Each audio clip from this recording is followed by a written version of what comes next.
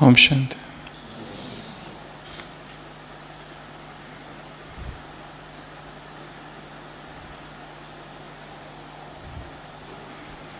हम सब ने बचपन से एक कहानी सुनी है। शायद ही कोई होगा जिसने ये कहानी नहीं सुनी। खरगोश और कछुए के रेस की कहानी। दोनों में रेस होती है। कछुआ पीछे रह जाता है, खरगोश रफ्तार से तेजी से आगे बढ़ जाता है। और जब पीछे मुड़कर देखता है तो पाता है कि कछुआ तो बहुत पीछे है, इसलिए आराम करने बैठ जाता है। खरगोश और कछुआ धीरे धीरे धीरे करते करते उस खरगोश को भी क्रॉस करते हुए मंजिल तक पहुंच जाता है। जब खरगोश की आंख खुलती है तो देखता है कि कछुआ तो फिनिशिंग लाइन को क्रॉस कर चुका है। हार हो गई।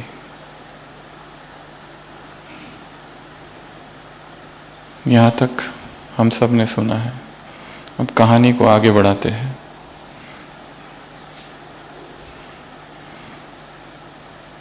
परंतु उसके पहले moral of the story, slow and steady wins the race.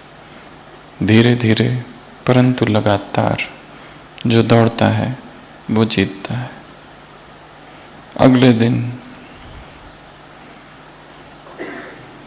खरगोश को बहुत पश्चाताप होता है कि मैं क्यों सोया, मुझे सोना नहीं चाहिए था।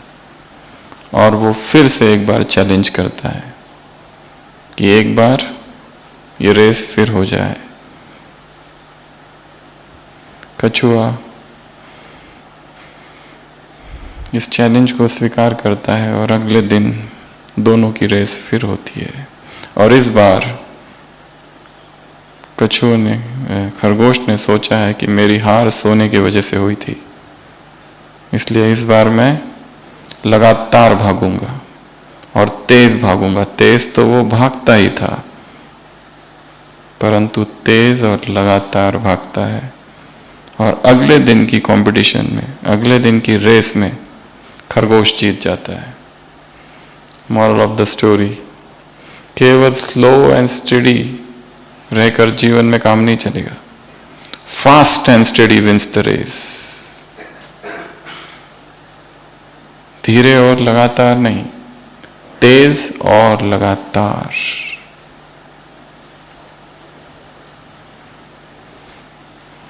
परंतु कहानी अभी भी पूरी नहीं हुई। कछुए को लगता है कि मुझे कुछ तो और करना चाहिए। I need to change the strategy, क्योंकि एक बार जीत चुका है, अब उसके बाद हार ये अच्छा नहीं लगता। तीसरे दिन कछुआ खरगोश को फिर से चैलेंज करता है अपनी तरफ से और कहता है कि एक बार रेस फिर हो जाए, परंतु रूट को मैं डिसाइड करूंगा, किस रूट से जाना है। और दोनों में कंपटीशन होती है, दोनों में रेस होती है। और खरगोश तो तेजी से भागता हुआ पहुंचता है, परंतु बीच में नदी है, क्योंकि रास्ता किसका चुना हुआ है इस बार? खरगोश का, कछुए का। तो खरगोश तो नदी आती है तो वहीं रुक जाता है, परंतु कछुआ आता है और नदी को धीरे धीरे पार कर जाता है और जीत जाता है। Moral of the story, you should know your core competencies. हर बात में हमें अपनी विशेषताओं को जानना है, पहचानना है, पता रहना चाहिए किस मार्ग से मेरी क्षमता है, मेरी एफिशिएंसी हाईएस्ट लेवल की है। पर कहानी यहां पर भी पूरी नहीं हो रही है। इतनी रेस साथ में भाग भाग के दोनों में अब दोस्ती हो गई है। तो लोग कहते हैं एक रेस और हो जाए, पर इस बार हम दोनों एज अ टीम काम करेंगे। रूट वही रहेगा जो थर्ड टाइम था। तो रेस चालू होती है। खरगोश कछुए को अपने पीठ पर लेता है और तेजी से भागता है और पहुंचता है नदी तक। नदी आने के बाद में कछुआ खरगोश को अपने पीठ पर लेता है और नदी को क्रॉस करता है, और नदी क्रॉस करने के बाद खरगोश फिर कछुए को अपने पीठ पर लेता है और दोनों समय से पहले पहुंच जाते हैं।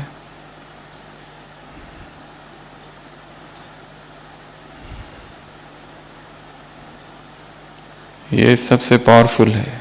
और अब जो उनको खुशी हो रही है, जो पहली बार खुशी हुई थी जीत की दोनों को एक एक बार, उससे ज्यादा खुशी अब है, क्योंकि अभी जीता कोई व्यक्ति नहीं है, संगठन जीता है, टीम जीती है, सहयोग जीता है, कोऑपरेशन जीता है। सुबह की अव्यक्त वाणी। डबल सेवा करनी है। पहली स्व, दूसरी दूसरों की। स्व समर्पण से, अपने वाइब्रेशन से, अपने वायुमंडल से, अपने संग से, अपने दिल की दुआओं से, दिल के सहयोग से औरों को परिवर्तन करने की सेवा। सहयोग दो आत्माओं को। इसी मुरली में एक जगह और कहा है, क्या करो? टेंशन फ्री लाइफ का दान तुमको देना है। सहयोग, दिल का सहयोग, दिल की दुआएं, उनको माइक बनाओ, तुम माइट बनो। कनेक्शन में लाओ, वाइब्रेशंस, वायुमंडल, रूहानियत का करंट दो। सहयोग, सहयोग।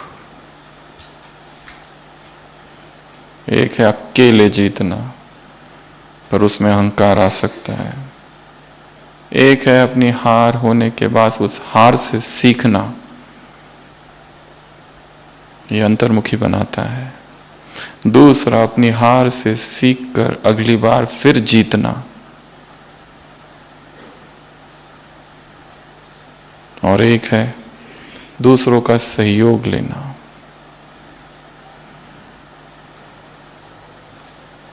Moral of the story, slow and steady wins the race. Moral of the story, fast and steady wins the race. Moral of the story, know your core competencies. हमें अपनी विशेषताओं का ज्ञान चाहिए। And moral of the story, fourth, सहयोग। तो आज सुबह सबने देखा मैराथन। जीवन भी एक मैराथन ही है, योगाथन।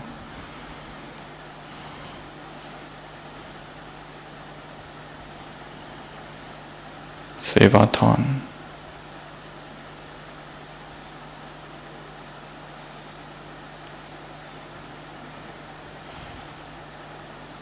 लंबी रेस का घोड़ा बनना है। बहुत धीरज, परंतु लगातार और परंतु तेज। बढ़ते जाना है, बढ़ते जाना है, बढ़ते जाना है, रुकना नहीं है। हार हो गई, सीखो और आगे बढ़ो, गिरो और आगे बढ़ो।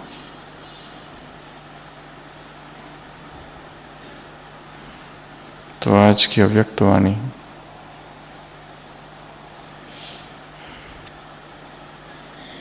शुरुआत बाबा ने कहाँ से की है? शिव जयंती, शिवरात्रि, शिवोत्सव। आपको काम दे रहे, शिवरात्रि के कितने नाम हैं? होमवर्क। बहुत सारे नाम हैं शिवरात्रि के, क्या क्या नाम है। शिव जयंती, इसी मुरली में न्यारी प्यारी जयंती, शालिग्राम जयंती, बर्थडे, कितने नाम दिए हैं। संसार में बहुत सारे नाम हैं, तो वो सब ढूंढने हैं। तो बाबा ने कहा बिना ब्राह्मणों के यज्ञ अधूरा है, सफल नहीं होता। तो यहाँ पर भी शिव बाबा, ब्रह्मा बाबा और ब्राह्मण, यूनिक बर्थडे सेलिब्रेशन। बाप दुआएं दे रहे, बच्चे मुबारक दे रहे, सारा वर्णन है मुरली में। और हर शिवरात्रि में ये पॉइंट रहती है। साथ साथ ऐसा बर्थडे और कहीं नहीं होगा।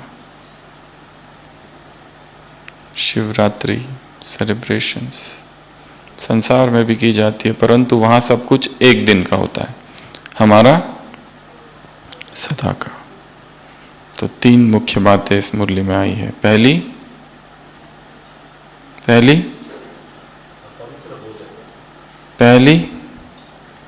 शिवरात्रि में क्या करते हैं संसार में? जगराता, जागरण। दूसरा व्रत, कितने सारे व्रत करते हैं, ये छोड़ेंगे वो छोड़ेंगे, आज केवल ये खाएंगे, आज केवल वो खाएंगे, अलग अलग व्रत करते हैं। तीसरा बलि। तो ये 3 पॉइंट है मुरली के फोकस। पहला जागरण, ये तुम्हारा अलौकिक जागरण है। सोना नहीं, छुटके नहीं खाना। अज्ञान नींद से जागे हो, संपूर्ण जागरण। सोना अर्थात विस्मृति, सोना अर्थात भूलना, झुटका खाना अर्थात भूलना, विस्मृति। बाबा ने कहा अज्ञान नींद से तुम जागे हो, ये तुम्हारा अलौकिक जागरण है। और केवल तुम खुद नहीं जागे, दूसरों को भी जगाने वाले हो। अवेकनिंग, खुद भीतर से जागे हो, रोशनी में आए हो, अंधकार से नई समझ, नई अंडरस्टैंडिंग आई है। सोना नहीं, फिर से विस्मृत नहीं होना। इसलिए निरंतर, जैसे वो चैनल है ना अवेकनिंग, कंटिन्यूअस प्रोग्राम्स होते हैं, किस लिए? जगाने के लिए। वैसे हमारे अंदर वो चैनल हो, इधर 24/7 टेलीकास्ट होता रहे। कोई गीत, कोई प्रवचन,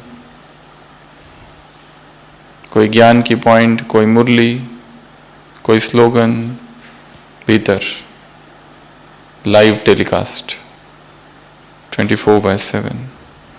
अवेकनिंग, जागरण, जागृति।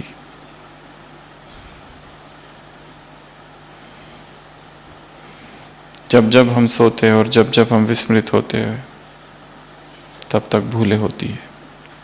और स्वयं को जगा के रखने के लिए सबसे स्ट्रॉन्ग और सबसे इंपॉर्टेंट और सबसे आसान टूल जो है वो है मुरली। अव्यक्त मुरलियों का अध्ययन जागरण का टूल है। नई नई पॉइंट्स, नई नई मुरली, नए नए डिस्क्रिप्शंस, नई नई बातें। 3 बातें देखी, 2 बातें देखी, 4 बातें देखी, 5 बातें देखी। एक ही ज्ञान को अलग अलग ढंग से प्रस्तुत किया गया है। अगर दिनचर्या में कई बार डाउन मोमेंट्स आते हैं, जहाँ पे निराश हो जाता है, कभी उदास कभी हर्षित, मुरली में कहा है, ऐसे टाइम पर एक मुरली लो और उसका अध्ययन करो, पॉइंट्स निकालो, एकांत में जाओ, चर्न इट, एक्सट्रैक्ट पॉइंट्स। वो पॉइंट्स हमारे मन को ऊपर उठाएंगे। इसलिए मुरली से दोस्ती करनी है। मुरली इज माय फ्रेंड।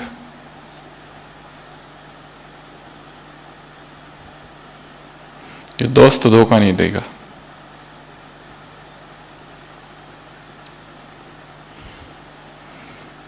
किसी भी तरह खुद को जगा के रखना है, क्योंकि यहाँ जो कुछ है संसार में वो सब सुलाने वाला है। राजा गोपीचंद मुरलियों में वर्णन आता है, भर्तरी का आता है, गोपीचंद का आता है। उसकी माँ ने ही उसे प्रेरित किया कि सन्यास ले लो, योगी बन जाओ। गुरु के पास जाता है, नाथ संप्रदाय, गोरखनाथ, जलंधर नाथ। गुरु उसको कहते हैं जाओ जाकर भिक्षा मांगो, और उसके लिए दिखाए कई सारी लोक कथाएं हैं, ड्रामास बने हुए हैं गोपीचंद पर, जिस पर उसके जीवन का वर्णन गीत के रूप में सुनाते हैं। वो अपनी ही पत्नी के पास जाता है भीख मांगने, अपनी माँ के पास जाता है भिक्षा लेने, अपने गांव में शहर में घूमता है। राजा समझकर लोग उसे बहुत कुछ देते हैं। माँ के पास जाता है, माँ ने ही प्रेरित किया था कि तुम सन्यास लो, और आज माँ के ही सामने भिक्षा लेकर खड़ा होता है, पात्र लेकर। उसकी माँ कहती है मैं तुझे 3 चीजें दूंगी, और वो 3 बातें हैं जो तुम कभी नहीं भूलना। पहली बात, हमेशा मजबूत किले में रहना। उसे आश्चर्य होता है, इसी माँ ने मुझे कहा सन्यास लो, और वो कहती है अब तुम किले में रहना। दूसरी, स्वादिष्ट भोजन खाना। इसी माँ ने कहा है सन्यास लो, और अब वो कह रही है कि तुम स्वादिष्ट भोजन खाना। तीसरा, नर्म मुलायम बिस्तर पर ही सोना। वो कहता है माँ ये तुम क्या कह रही हो, तुम्ही ने तो, तुम्हारी प्रेरणा से मैंने सन्यास लिया है। फिर ये सब क्या? वो माँ कहती है तुम समझे नहीं, मैंने क्या कहा। मैंने तुमसे कहा है मजबूत किले में रहना, और तुम्हारा जो गुरु है, गुरु की संग से ज्यादा मजबूत किला इस संसार में और कोई नहीं, उस किले में रहना। सदगुरु के संग, सत्संग, उस एक के साथ रहना, ये क्या है? किला है, अभेद्य किला, इम्पेनेट्रेबल फोर्ट। इस किले में रहना, उसके चरणों में रहना, छोड़ना नहीं, उसके चरणों को पकड़ के रहना।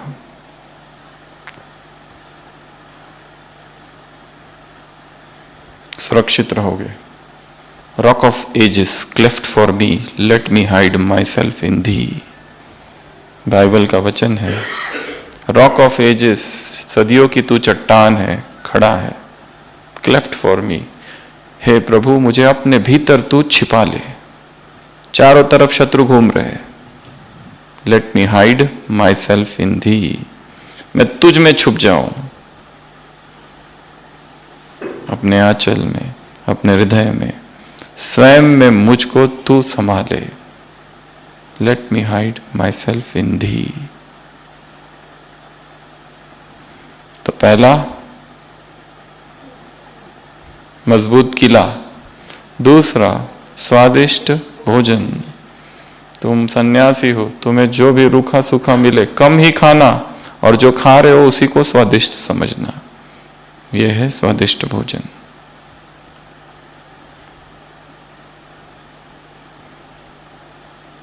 तीसरा, मुलायम बिस्तर पर ही सोना। जब नींद आए तब सोना, और तुम्हें सोना पड़ेगा कंकड़ पर, कांटों पर, जमीन पर, उसे ही मुलायम बिस्तर समझना। ये मां अपने बेटे को कह रही है।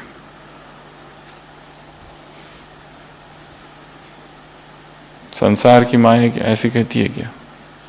छिपा के रखती है अपने आंचल में, मोह बंधनों में, अटैचमेंट में।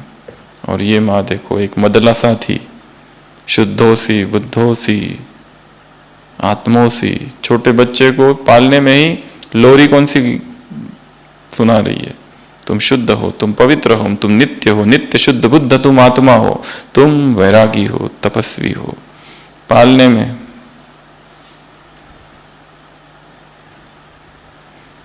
तो भारत ऐसी माओं का देश है, वीरांगनाओं का देश है। इतनी महान चेतनाएं यहाँ पर थी। अपने मोह पाश में और मोह बंधनों में बांधा नहीं। उन्हें पता था ये विश्व कल्याण के लिए आया है, मेरा नहीं है। जागरण तो शिवरात्रि में सबसे पहले संसार के लोग जागते हैं, दिन भर उपवास करते हैं, रात को जागते हैं।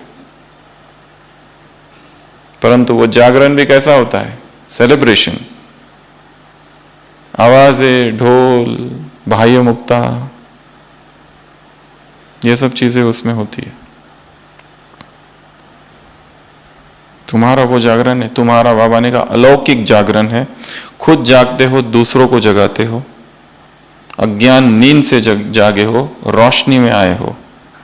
ये सारे शब्द मुरली में है।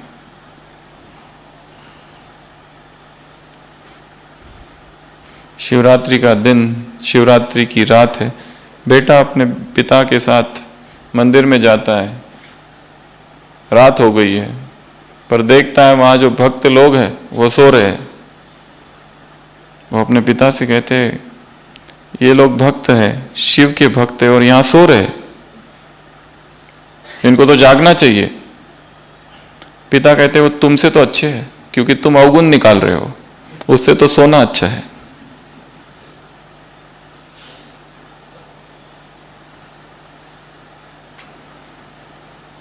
श्रीमत क्या, मनमत क्या, परमत क्या, यह जानना ही जागृति है। क्या करना है, क्या नहीं करना है, किधर जाना है, किधर नहीं जाना है, यह जानना ही जागृति है। मन में निरंतर व्यर्थ का प्रभाव, इस मुरली में भी कहा है, व्यर्थ प्रभावित करते रहता है, निगेटिव प्रभावित करता है, उससे स्वयं को बचा के रखना। संग कौन सा है, जिसके पास चल रहे हो, घूम रहे हो, वो कौन व्यक्ति है, उससे खुद को बचा के रखना, ये है जागरण। दूसरा है व्रत। संसार में व्रत लेते हैं, ये खाएंगे, ये नहीं खाएंगे, ऐसा करेंगे, वैसा करेंगे। कितने दिन का? एक दिन का। यहां पर भी व्रत लिया जाता है, कौन सा? प्यूरिटी का। परंतु ये जीवन का व्रत है, हीरे तुल्य जीवन है, इस पूरे जीवन का ये व्रत है। ये व्रत तुम्हारा जीवन नेचर और नेचुरल हो जाना चाहिए। अपवित्रता खत्म, प्यूरिटी का व्रत, ये व्रत लेना है। एक दिन का नहीं, हमेशा का, सदा का। उसको अंडरस्टैंडिंग से किया है, इसलिए वो सदा काल का होगा। केवल किसी के प्रभाव में आके किया वो नहीं, for the love of purity, not because you are influenced by somebody's purity.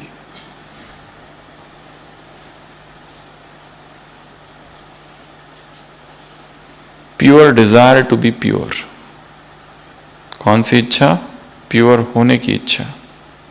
क्योंकि प्यूरिटी में हल्कापन है, बाकी इम्प्यूरिटी में बहुत भारीपन है, बेचैनी है, हलचल है, व्याकुलता है। प्यूरिटी में स्टेबिलिटी है। इम्प्यूरिटी में एक व्यक्ति की तरफ मन आकर्षित होता है और थोड़ी समय के बाद उसके प्रति नेगेटिव भाव, कभी राग, कभी द्वेष, कभी राग, कभी बहुत अच्छा है कोई व्यक्ति, इतना अच्छा, इतना प्रभावित कि वो जो कह रहा है वही सत्य है, और कुछ समय के बाद उसी के प्रति टोटल नेगेटिविटी, बिल्कुल अच्छा नहीं है। राग द्वेष, ये दोनों ही रूप इम्प्यूरिटी के हैं। प्यूरिटी में अत्यंत प्रभावित होना भी नहीं है और किसी के प्रति नफरत भी नहीं। Purity is a neutral state है एक्चुअली, साक्षी की अवस्था है, उपराम अवस्था है, समानता की अवस्था है।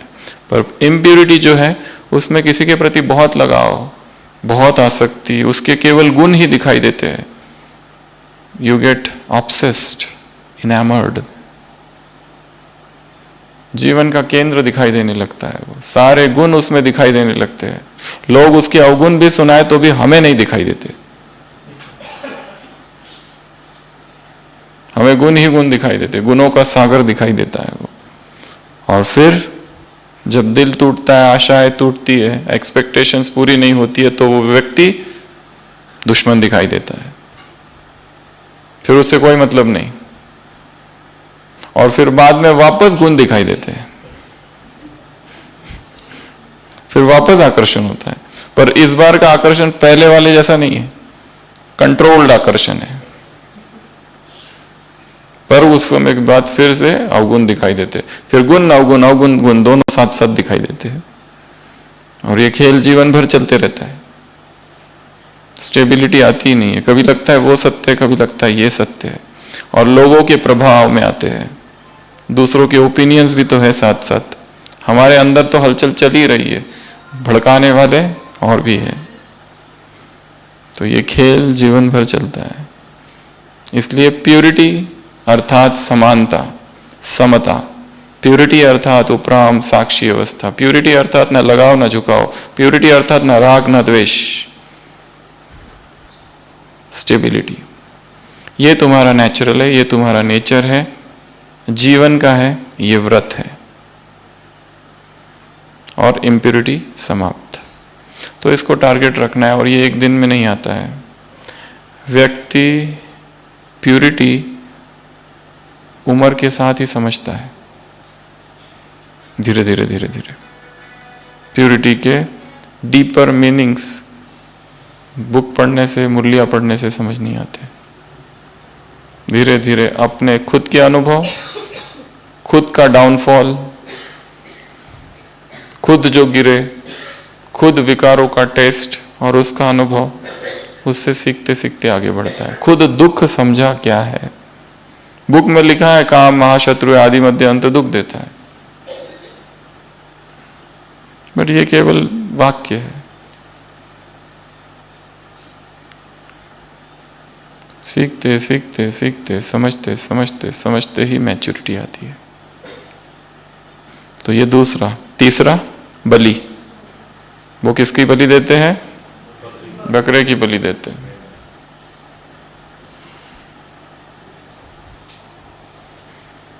व्यक्ति जब असहाय अवस्था में होता है, कुछ भी करने को तैयार हो जाता है। अगर एक माँ है और उसका बेटा बहुत बीमार है और भी मरने वाला है, और उसको यदि उस समय कहा जाए, और यदि ये प्रचलन है समाज में कि किसी की बलि दे तो ये बच जाएगा, तो वो दे देगी। उसको कहो बकरे को काटो, काटेगी। अटैचमेंट कुछ भी करने को तैयार करती है, बाध्य करती है व्यक्ति को।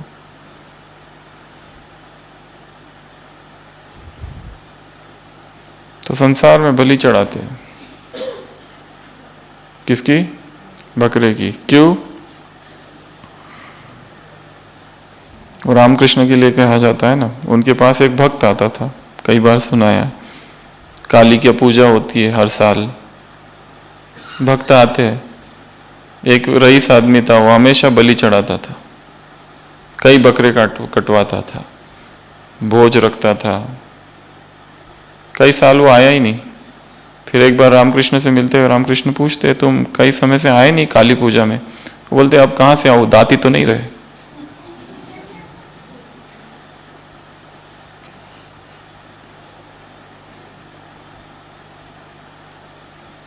आके फायदा क्या?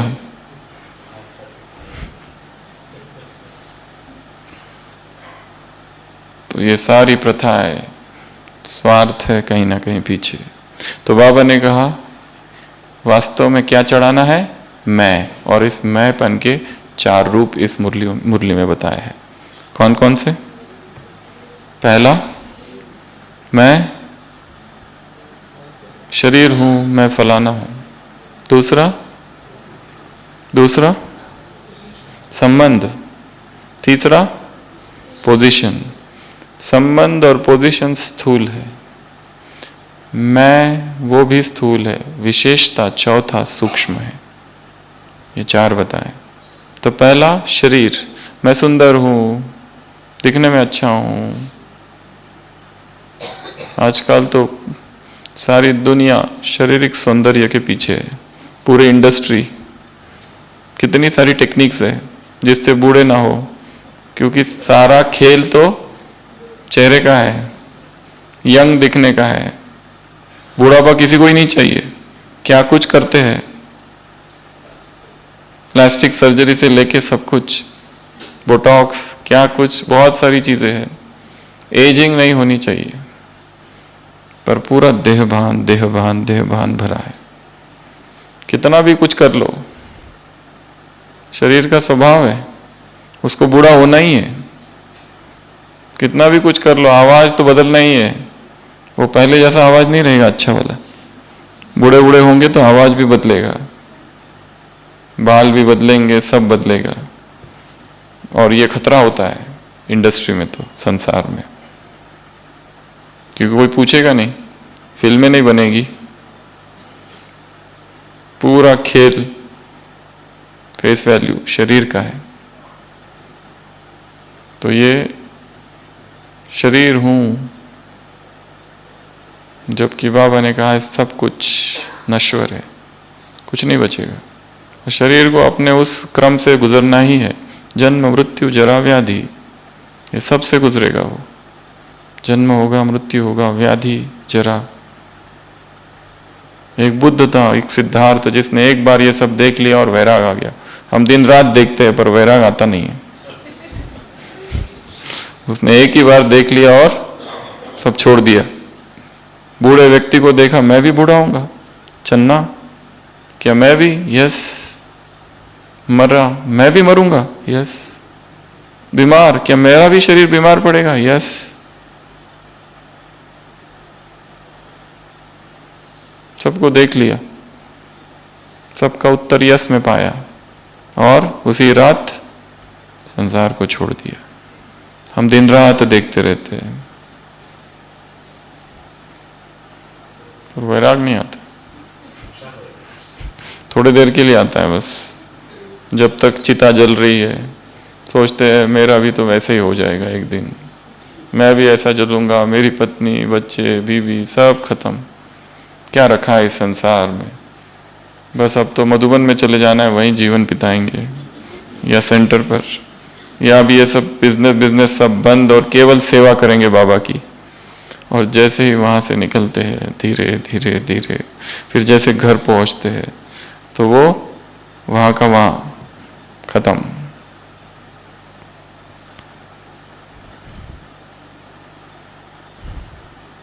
ढक जाता है।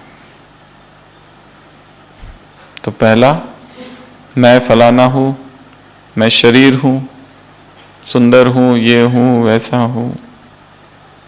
दूसरा संबंध, ये है मेरा, मेरे बच्चे, मेरा पति, मेरी पत्नी, मेरे का विस्तार है। जो जो मेरे है उनका सब अच्छा होना चाहिए बस।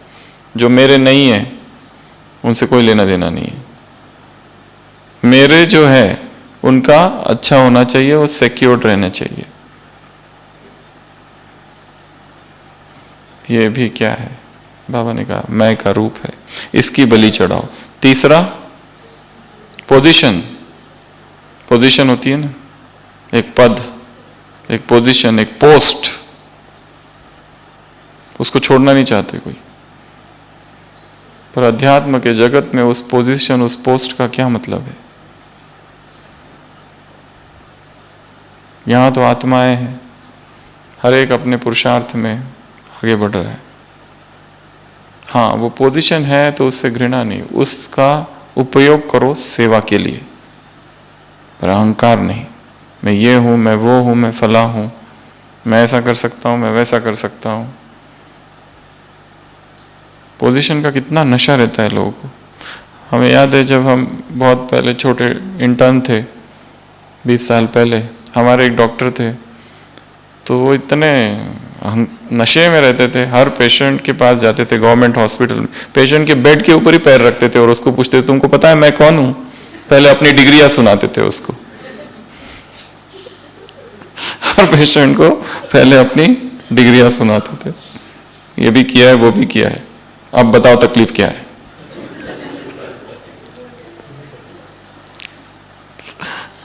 बहुत आश्चर्य लगता था वो सब देखकर, उनके साथ ही रहना पड़ता था।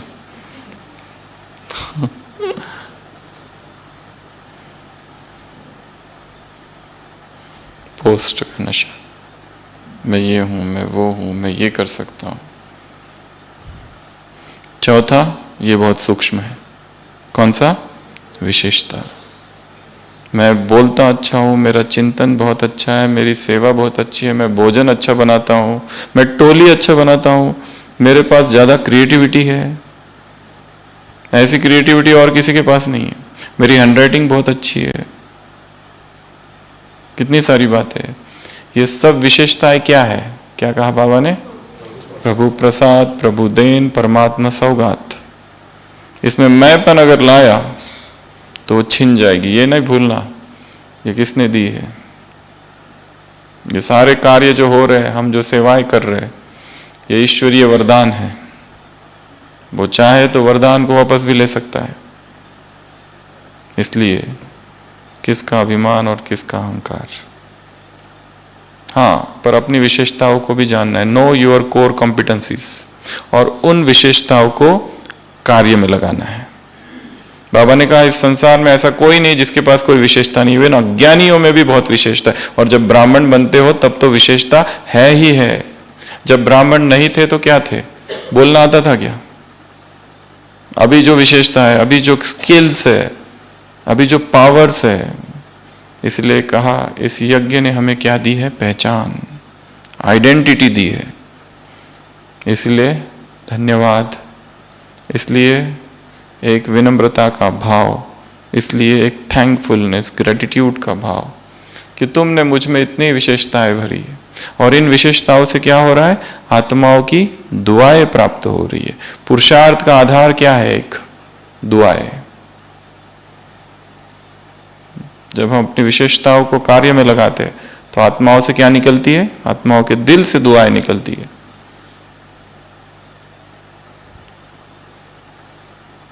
और ये दुआएं बहुत काम की चीज है।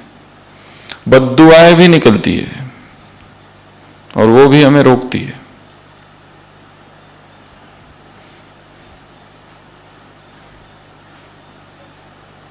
तो ये चार बातें, मैं फलाना हूं, मैं शरीर हूं। दूसरा संबंध, संबंधों का विस्तार कितना है और उसमें फंसे हैं। तीसरा पोजीशन, आज इस पोजीशन पे, कल कुछ और पोजीशन पे रहेंगे। पोजीशन से कितना प्यार होता है। जो रिटायर हो जाते हैं उस पोजीशन से, क्या कहते हैं उसको, अब नहीं है वो, फिर भी नाम के आगे क्या लगाते हैं? एक्स। मेडिकल में तो ये बहुत ज्यादा है। 4-5 हॉस्पिटल्स के नाम रहते हैं, उसके पहले लिखा रहता है x consultant, x consultant Apollo, x intensivist, ये फलाना हॉस्पिटल और गांव का नाम। मतलब अभी नहीं है, पर ये सब चीजें थे। मतलब यू शुड नो, तुमको पता रहना चाहिए कि मैं खाली इधर ही नहीं हूं, इससे पहले ये सब है, यहां काम किया है, इतने वर्षों का अनुभव है।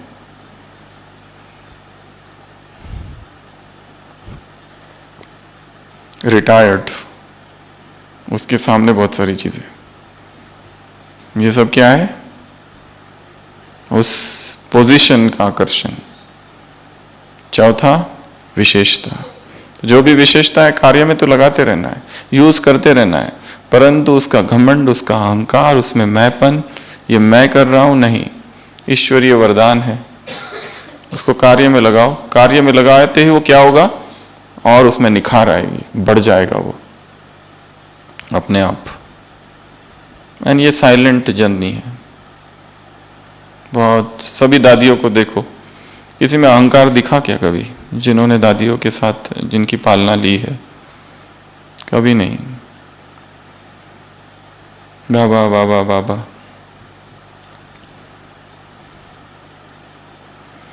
कोई एक भोग संदेश है जिसमें गुलजार दादी के द्वारा, जिसमें गुलजार दादी के ने सुनाया हुआ, जिसमें बाबा ने गुलजार दादी, प्रकाशमणि दादी को इमर्ज किया, और बाबा ने प्रकाशमणि दादी से कहा कि दादी आपने कितनी सेवा की, आपने कितना विस्तार किया यज्ञ का, अपना सब कुछ समर्पित कर दिया यज्ञ के लिए, बहुत महिमा कर रहे। दादी में उस मैसेज जो है, अव्यक्त मैसेज, उसमें एक ही बात दादी ने कही, बाबा मैं नहीं, आप। बस इतना ही है। बाबा मैं नहीं, नॉट मी बट यू। मैंने कुछ नहीं किया, आपने करवाया, दैट्स इट। फिर इसी मुरली में बाबा ने इसको और आगे बढ़ाया और समर्पण के बारे में कहा। एक है समर्पण, एक है उसके आगे की स्टेज सर्व समर्पण। समर्पण तन मन धन का समर्पण बताया, मन वचन कर्म का समर्पण बताया, और सर्व समर्पण में और एक आगे बात बताई, मन बुद्धि और संस्कार का समर्पण। एक दिल की महसूसता और दूसरी विवेक की महसूसता, ये भी बताया। अर्पण करना और सर्व समर्पण की एक सूक्ष्म परिभाषा इस मुरली में है, जो यूजुअली यहाँ नहीं बताई जाती है और जो इसमें बताई। समर्पण अर्थात हर एक आत्मा के प्रति शुभ भावना, शुभकामना। ये कर नहीं सकते, ये होता नहीं है, इससे ये बदलेगा नहीं, ये नहीं। कोई कैसा भी हो, बाबा ने कहा ये वृक्ष जो है कैसा है, वैरायटी, तो इसमें वैरायटी आत्माएं रहेगी। परंतु पुरुष प्रकृति का गायन है, आत्मा पुरुष है, ये प्रकृति है। प्रकृति को बदल सकते हो तो आत्माएं नहीं बदलेगी, आत्माएं भी बदलेगी। आत्मा में बदलने का संस्कार है। प्रूफ क्या है उसका? सतयुग, त्रेता, द्वापर, कलयुग, यही प्रूफ है। आत्मा पहले कैसी थी, अर्थात वो बदल रही है। तो ये संस्कार यहां है। इसलिए चाहे कितनी भी तमोगुनी हो, कैसी भी हो, होपलेस केस हो, तो भी ये भाव कि ये बदलेगी, शुभ भावना, ये है सर्व समर्पण। दिस इज सर्व सरेंडर, टोटल सरेंडर। और फिर दो प्रकार की सेवा, जहां से हमने क्लास शुरू की, डबल सेवा। पहली सेवा अपने वाइब्रेशन से, अपने वायुमंडल से, अपने संग से, अपने दिल की दुआओं से और दिल के सहयोग से आत्माओं को परिवर्तन कर आगे बढ़ाओ, परिवर्तित करो। और दूसरी सेवा सर्व की सेवा। इसमें विस्तार किया है बाबा ने। माइक बनो, उनको क्या बनाओ? नहीं, तुम माइट और वो क्या बनेंगे? माइक। कनेक्शन कर जोड़ो और करंट, रूहानियत की करंट। कौन लाएगा? भाई बहनों से मुलाकात की है। एनसीओ बनाना इतना सहज नहीं है, कमाल करके दिखाओ। तो यहां एक भाग पूरा हुआ मुरली का। इस मुरली में दो भाग है। पहला शिवरात्रि का, ये सारी बातें, और दूसरा भाग कौन सा है? गुजरात, जो पिछले संडे भी हमने देखा था। भुज का भयंकर प्रलयंकारी भूकंप, सब हिल गए थे। बाबा ने कहा धरनी हिली या दिल? केवल धरनी हिली, दिल तो नहीं हिला। भुज वालों को याद किया। भुज वालों के साथ कौन था? 1000 भुजाओं वाला बाप, 1000 भुजाओं वाला छत्र छाया के रूप में था। हिम्मत और छत्र छाया, दो बातें। स्वस्थिति, परिस्थिति। परिस्थिति स्वस्थिति को डगमग ना करे, मास्टर सर्वशक्तिवान हो, ये दूसरी बात है। और तुम्हें करना क्या ऐसी अवस्था में?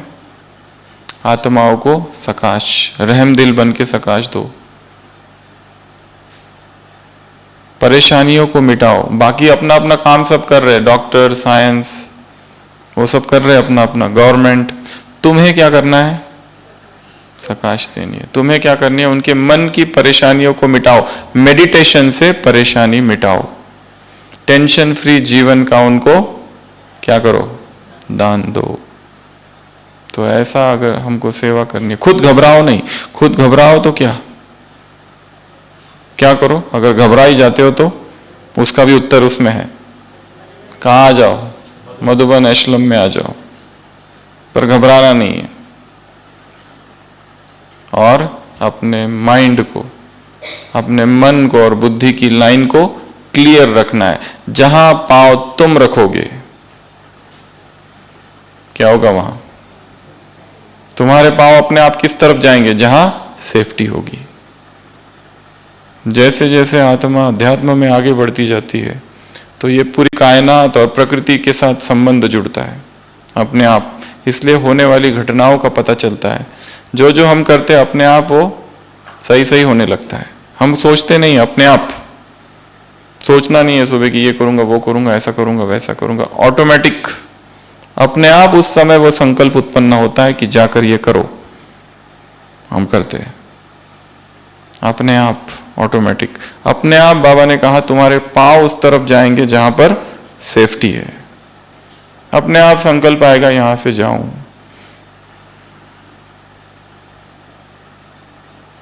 और ये अपने आप टचिंग होती है, हमें कुछ नहीं करना है, अपने आप टचिंग होगी कि ये मैं करूं। कई सारे लोग जो ज्ञान में नहीं है उनके भी कितने अनुभव है। एक व्यक्ति जा रहा है, उसके पास खाने की कोई चीज है, वो देख के घर जा रहा है अपनी कार से, विदेश का भाई, ज्ञान में नहीं है, बाहर की स्टोरी है। अचानक उसके मन में आता है कि नहीं गाड़ी यहां से टर्न करता हूं, अंदर जाऊं किसी बस्ती में। अब उस बस्ती में वो कभी गया नहीं, उसने कार कभी टर्न नहीं की, तो भी विचार आया कि अंदर जाऊं। अंदर जाता है और कितना घुमा फिरा के अपने आप कार एक घर के सामने जाके रोकता है। वो घर में वो किसी को जानता नहीं, उस बस्ती में ही वो पहली बार आ रहा है, परंतु अंदर से प्रेरणा आ रही है उसको कि मैं ये करूं। अभी चर्च से निकला है, मार्केट से सामान लिया और घर जा रहा है, ठक ठक करता है, देखता है उस घर में बिल्कुल मर रहे वो, खाने का कुछ भी नहीं है, और वो सब कुछ उनको देके वापस आ जाता है। अनुभव उसने लिखा है, रीडर डाइजेस्ट में कभी स्टोरी आई थी। I don't know what propelled me to go there, I don't know what inspired me, but I felt the power of the lord is working through me. जैसे उस घर का जो भूखा बच्चा था वो मुझे पुकार रहा था, और वो मुझे नहीं पुकार रहा था, उस परमात्मा को पुकार रहा था, और परमात्मा से टचिंग मेरी। इसी मुरली में कहा है, अगर लाइन क्लियर होगी तो टचिंग होगी। वायरलेस उधर, इधर voiceless, voiceless, touching, line clear, अचल अडोल, मास्टर सर्वशक्तिवान, रहमदिल, घबराना नहीं, हिम्मत, और हजार भुजा वाले की छत्र छाया। ये सारी बातें उस छोटे से पैराग्राफ में है।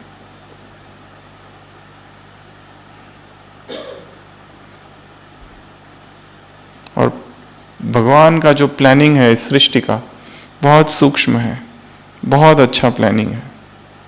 हमारी बुद्धि उसे समझ नहीं पाती है कि ये क्यों हुआ मेरे साथ।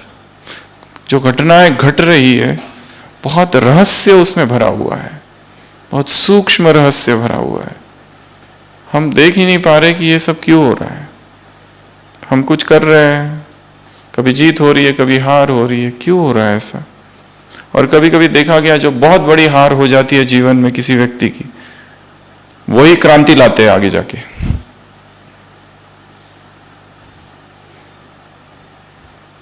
जो धोखा खाते हैं ना किधर भी, प्यार में या कहीं और, वही जाके कुछ ना कुछ करते हैं। बाकी जिनका सब ठीक ठाक चलता है वो कुछ नहीं करते। जिनको चोटें लगती है और जो घायल होते हैं और जो गिरते हैं इधर, वो क्रांति लाते हैं।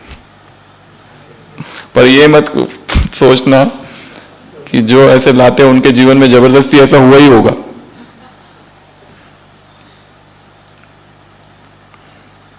तो प्लानिंग है पूरी, परमात्मा प्लानिंग। एक मंदिर है और जिसमें एक व्यक्ति झाड़ू लगाता है, वो देखता है मंदिर में हजारों लोग आते हैं और क्या क्या सुनाते रहते भगवान को, ये दे दो वो दे दो ऐसा कर दो। वो एक दिन भगवान से कहता है कि तुम बोर नहीं हो जाते क्या खड़े खड़े, इतना सब सुनते रहते हो दिन भर, क्या क्या सुनाते हैं लोग। हजारों लोग आते हैं मंदिर में, जब कोई नहीं रहता ना तब भगवान से बातें करता है। और वो इतना भोला होता है कि भगवान बोलने लगते हैं उसके साथ, तो मुझे क्या करना चाहिए? बोलता है you should take leave some holidays. बोलते मेरा पोजीशन कौन संभालेगा? बोलते मैं देख लूंगा एक दिन के लिए, मैं आपसे देखा नहीं जाता, खड़े रहते हो दिन भर, बोर नहीं होते हो क्या? थकते नहीं हो? ये सब व्यर्थ की बातें सुन सुन के लोगों के। और भगवान कहते हैं मेरा जॉब बहुत चैलेंजिंग है। बोलते है कोई बात नहीं, आई विल डू इट। बोलते तुम्हें रूल नंबर 1 कुछ कहना कुछ नहीं है, सब कुछ देखते रहना है। बोलते बहुत आसान है, मैं कहीं इंटरफियर नहीं करूंगा, जैसे तुम करते हो बस वैसे खड़ा रहूंगा। और एक ही दिन की बात है, एक दिन में तुम्हारा रेस्ट भी हो जाएगा, थोड़ा रिफ्रेशमेंट भी हो जाएगा, I will take.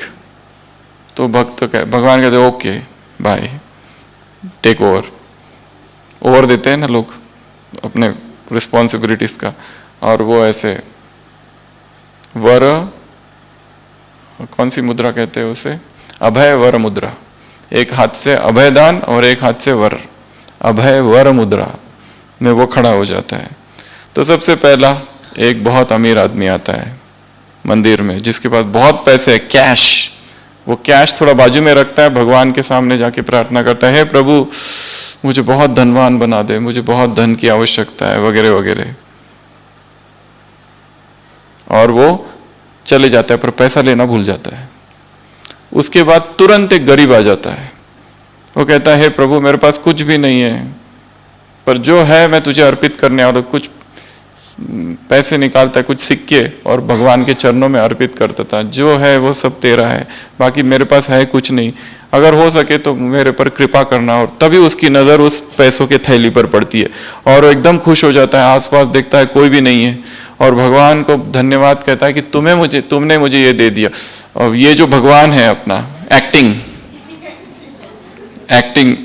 God, one day God, उसको बहुत ये कहता है नहीं ये अभी इतना विनम्र बन रहा था, अभी पैसे ले रहा है, चोरी कर रहा है, पर उसे याद आता है कि नहीं, आई शुड नॉट इंटरफियर, बिल्कुल मुझे चुप, वो बिल्कुल अपने आप को रोकता है कैसे भी करके, और ये गरीब आदमी लेके चला जाता है। तब तक उसके तुरंत बाद एक सेलर आता है जो नाव का चालक होता है, बहुत बड़ी नाव है, जहाज को चलाने वाला ड्राइवर, सेलर। और वो भगवान से प्रार्थना करता है, प्रभु आज मैं बहुत लंबी यात्रा पर इतने लोगों को लेके जाने वाला हूँ, तुम मेरी रक्षा करना।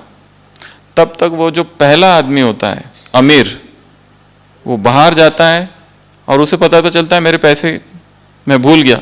वो आके देखता है पैसे नहीं है, तुरंत सिक्योरिटी पास जाता है और सिक्योरिटी वालों को लेके आता है। तब तक ये सेलर जो है, जहाज का कप्तान, प्रार्थना कर रहा है और पैसे नहीं है, और वो उस पर आरोप लगाता है कि तुम नहीं चुराए होंगे, और उसको पकड़ता है। वो कहता है नहीं मैंने नहीं चुराया, मेरी तो अभी जाना है मुझे।